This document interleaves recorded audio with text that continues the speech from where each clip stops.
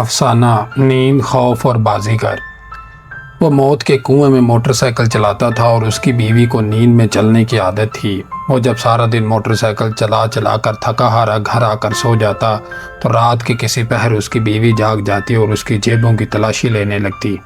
असद अली बाजीगर की आंख खुल जाती, लेकिन वो बीवी को कुछ न कहता। उसे किसी ने बताया था कि सोते में चलते हुए इंसान को जगा देने से उसकी याददाश्त ख़त्म हो जाती है, इसलिए वो डर जाता और बीवी का हाथ आहिस्तगी से पकड़कर फिर चारपाई पर बिठा देता। वो नहीं चाहता था कि जिससे वो मोहब्बत करता है उसकी याददाश्त ख़त्म हो जाए। सर्कस में काम करने से कई साल पहले वो सिर्फ सड़कों पर मोटरसाइकिल चलाया करता था, और शहर में कौन था जो उसके साथ रेस लगा सकता कि वो मोटरसाइकिल पर बैठते ही हवा से बातें करने लगता था। फिर एक दिन उसके गांव में सर्कस वाले आए, जहां उसने मौत के कुएं में बाजीगर को मोटरसाइकिल चलाते देखा तो उसे यूं महसूस हुआ जैसे आज उसे ज़िंदगी का मकसद मिल गया हो। सब यार दोस्त वापस चले गए और वो बाजीगर रहमत अली की शागिर्दी में चला गया। उसके बाप ने कहा, भला ये भी कोई काम है, मौत के कुएं में मोटरसाइकिल चलाओ और फिर किसी दिन गिरकर मर जाओ। उसने घर छोड़ दिया। उसके दिल में मौत का कुआं बस गया था और वो कई सालों से गांव गांव शहर शहर यही करतब दिखा रहा था। सफ़िया, जिसे अब नींद में चलने की बीमारी थी, एक बार अपनी सहेलियों के साथ सर्कस देखने आई। मौत के कुएं में इसका करतब देखकर दिल दे बैठी, और जब सफ़िया ने उसे बताया कि वो इससे मोहब्बत करती है तो वह हैरान रह गया था। भला मौत के कुएं में मोटरसाइकिल चलाने वाले से कौन मोहब्बत कर सकता है? लेकिन सफ़िया को उससे मोहब्बत हो गई थी। रहमत अली जो उसका उस्ताद था, वो उसके रिश्ते के लिए सफ़िया के घर गया।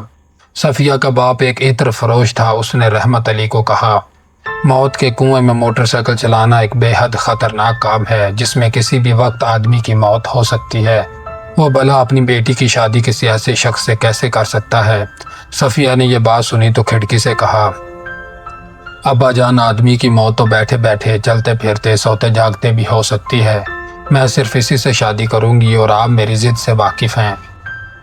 इत्र फरोश बेटी की इस बेबाकी पर हैरान रह गया। वो दरअसल मेरी बेटी को नींद में चलने और बातें करने की आदत है, शायद ये अब भी नींद में है। उन्होंने बात का रुख मोड़ने की खातिर रहमत अली से कहा था, लेकिन अंदर से इत्र फरोश डर गया था, और ये पहला मौका नहीं था कि इत्र फरोश अपनी बेटी से डरा हो। मेरे ख्याल में हमें बच्चों की खुशी को देखना चाहिए, मुझे इस रिश्ते पर कोई एतराज़ नहीं, इत्र फरोश ने फ़ौरन ही कह दिया था। अब की बार जब असद अली बाजीगर उस शहर से दूसरे शहर करतब दिखाने गया तो उसके साथ सफ़िया की मोहब्बत भी थी। अभी वो उसको शहर शहर अपने साथ लेकर नहीं जा सकता था, सो अपने साथ सिर्फ उसकी मोहब्बत लेकर चल पड़ा। एक साल बाद सफ़िया के शहर में एक पार्क की इंतज़ामिया ने मौत के कुएं का करतब दिखाना शुरू किया तो वो वहाँ काम करने लगा और एक मकान किराए पर ले लिया। सफ़िया की बहुत सी बातें असद अली बाजीगर को समझ न आती, जैसे और रात को उठकर उसकी जेबों की तलाशी क्यों लेती है। जब कभी बिल्लियां घर में चीखें तो वो दौड़कर बाहर सहन में जाकर उनके साथ चीखना चिल्लाना शुरू कर देती थी। सहन में लगे पौधों को रात के वक्त पानी दिया करती थी। और सबसे अजीब बात जो असद अली को महसूस होती कि जब कभी वो घर आता, सफ़िया सहन में बैठी छुरी तेज कर रही होती थी। ये छुरी की धार हर रोज़ कुंद कैसे हो जाती है? असद अली बाजीगर हैरान होकर पूछता। हो जाती है, सारा दिन गुजर गया है, छुरी थक गई होगी। छुरी भी थक जाती है, हर शय थक जाती है, वो जवाब देती। कई बार वो सुबह उठता तो देखता कि सहन में कोई बिल्ली मरी हुई पड़ी है। सफ़िया, ये बिल्ली यहाँ कैसे आ गई? मुझे क्या मालूम, वो जवाब देती। उसे सफ़िया की बातें समझ न आती, ये भला कैसी बातें करती है, लेकिन असद बाजीगर को सफ़िया से मोहब्बत थी कि उसके बगैर दुनिया बहुत तन्हा और वीरान थी, इसीलिए वो उसकी उल्टी सीधी बातें और हरकतें नज़रअंदाज कर देता था। हम गाड़ी कब लेंगे? एक रोज़ सफ़िया ने उससे पूछा। गाड़ी? मैं तो एक गरीब बाजीगर हूँ, मैं भला गाड़ी कैसे ख़रीद सकता हूँ? मेरी इतनी सकत नहीं। मौत के कुएं में मोटरसाइकिल चलाने के तो लाखों रुपए मिलने चाहिए कि ये कितना ख़तरनाक और शानदार काम है, सफ़िया कहती। हाँ, मगर लोग इसे कोई काम नहीं समझते। तो तुम गाड़ी कब लोगे? देखो, ये मेरे बस से बाहर की बात है, लेकिन हम तो गाड़ी ज़रूर लेंगे, समझे?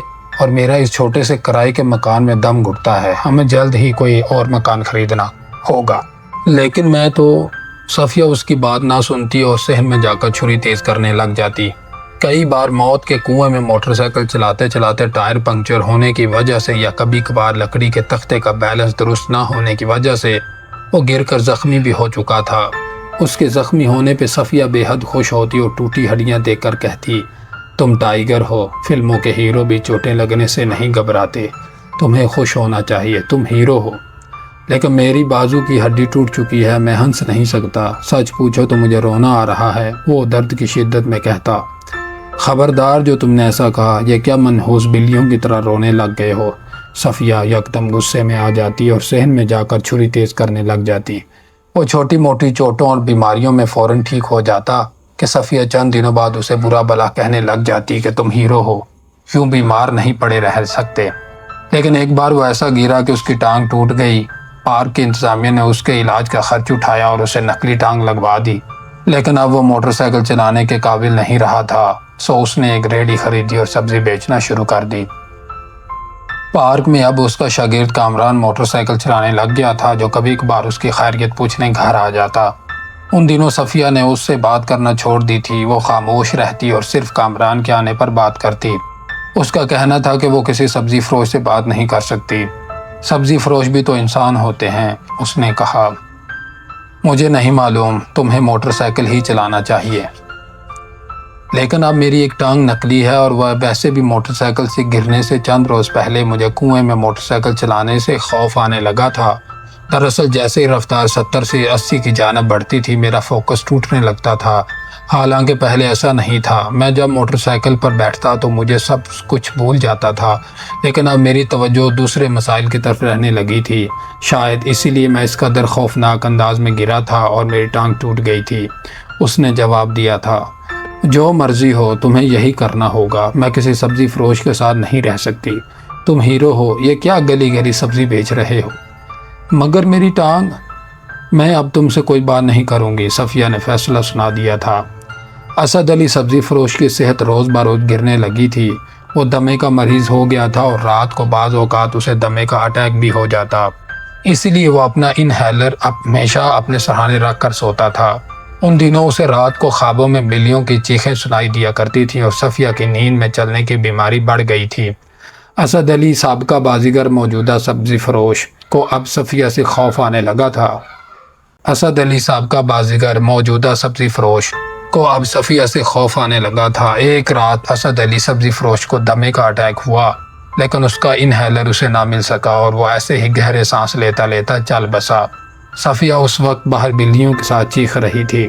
کئی روز بعد جب یہ مکان خالی ہو رہا تھا تو سامان اٹھانے والے لڑکوں کو ڈسٹ بن سے ایک انہیلر بھی ملا تھا۔ صفیہ نے کامران سے شادی کر لی جو موت کے کنویں میں موٹر سائیکل چلاتا ہے اور رات تھکا ہارا گھر آتا ہے تو اسے سمجھ نہیں آتی کہ اس کی بیوی نیند میں اٹھ کر اس کی جیبوں کی تلاشی کیوں لیتی ہے، اور پھر یہ منحوس بلیاں